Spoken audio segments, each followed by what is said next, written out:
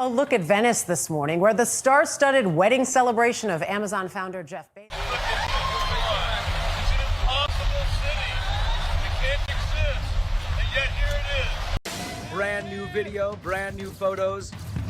The bazillionaire and his brand new bride married on the island of... What do you get when the world's richest man throws a $56 million wedding in one of the most overcrowded cities on Earth? Chaos, hypocrisy, and a whole lot of angry locals. Jeff Bezos and Lauren Sánchez didn't just tie the knot. They shut down parts of Venice, triggered protests, and reminded the world why some people just shouldn't have too much money. But what's worse, the love story behind this wedding started with betrayal, backstabbing, and 2 broken marriages. And the internet? It hasn't been kind. Before they were the most controversial couple in the billionaire world, Jeff Bezos and Lauren Sánchez were just 2 married people. Married to other people. Lauren was the wife of powerful Hollywood agent Patrick Whitesell. Jeff was with Mackenzie Scott, his partner since the days when Amazon was just a scrappy startup run out of their garage. Their first meeting? It wasn't random. It happened at an Amazon party where both families were present. Patrick, probably thinking nothing of it, introduced his wife Lauren to Jeff, and that was the beginning of everything. Whispers started soon after, late-night texts, quiet meetups, and a connection that quickly crossed the line. By 2019, both Lauren and Jeff had filed for divorce. Their story was no longer a private affair.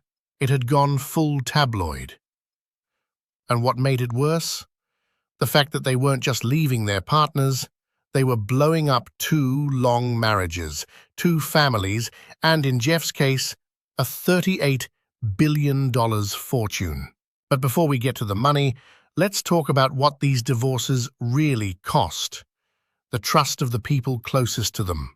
Jeff Bezos married Mackenzie Scott back in 1993, before Amazon even existed. They built everything together, side by side.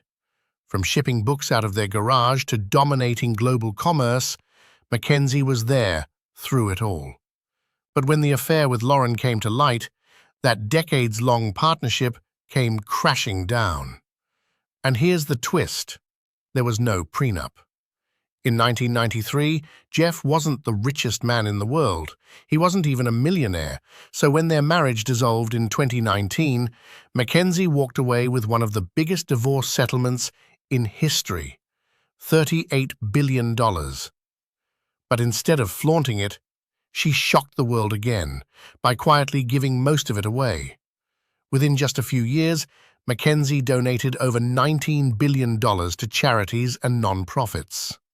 While Jeff and Lauren were planning yacht parties, she was funding food banks, education, and disaster relief.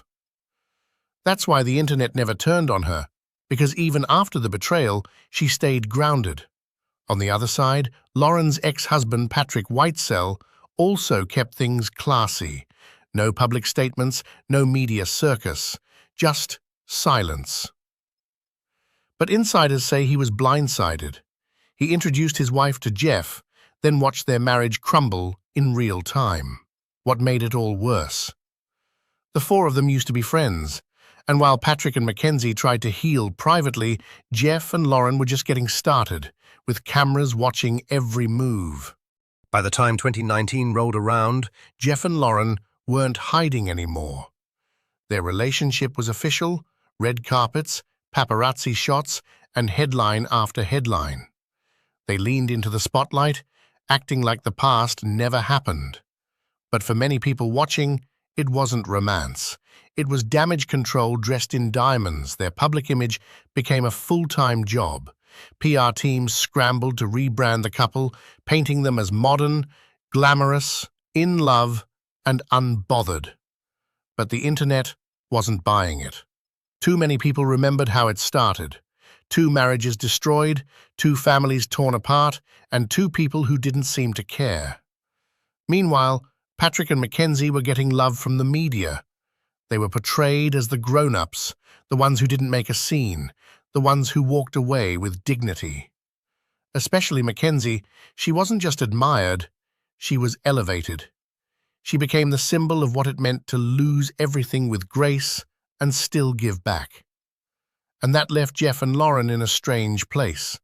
They had everything, money, power, influence, but no respect. And then they did what people with too much money often do when they feel misunderstood. They threw a wedding that no one could ignore. On June 27, 2025, Jeff Bezos and Lauren Sánchez made it official, again.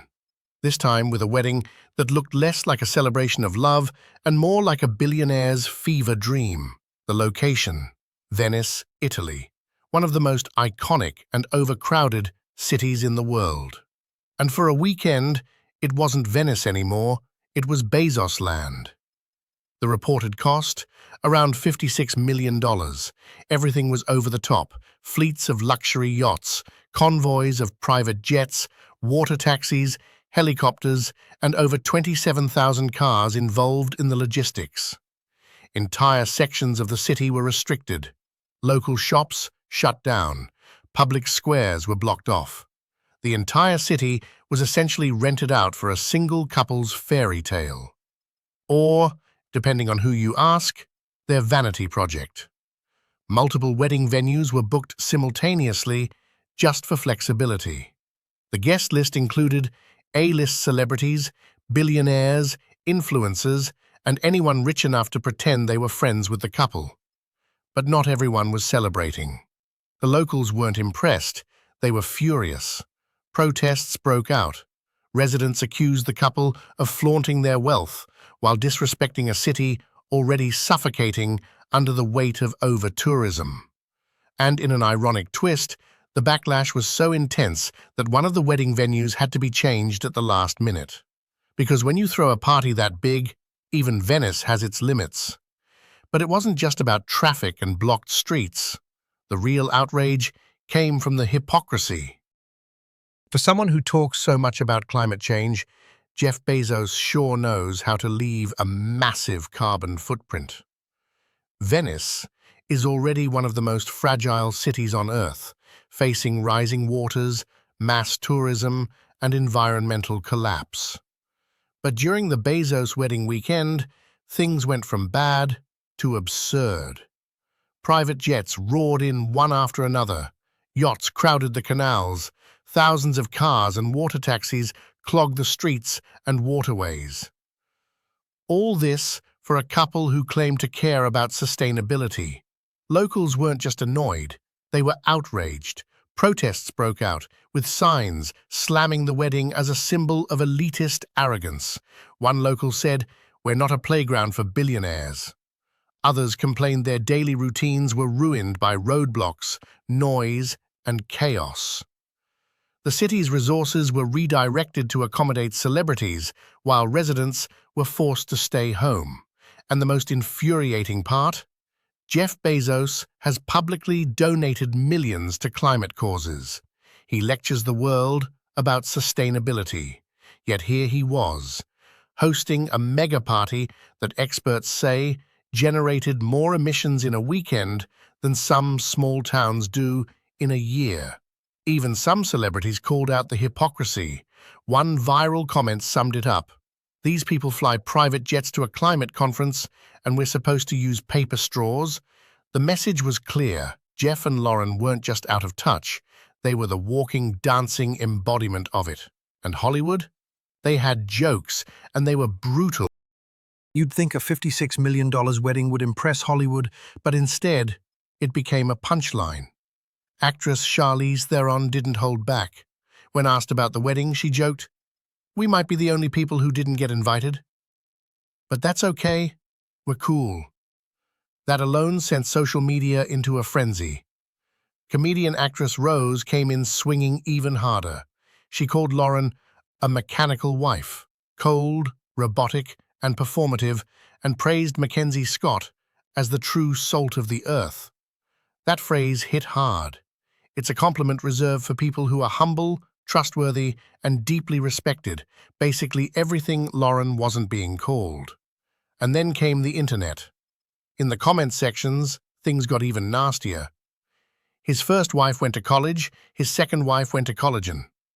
So much plastic in one place, I thought it was an ocean cleanup event. The most despised couple in the world, and their fake friends. She wouldn't give him the time of day if he wasn't rich.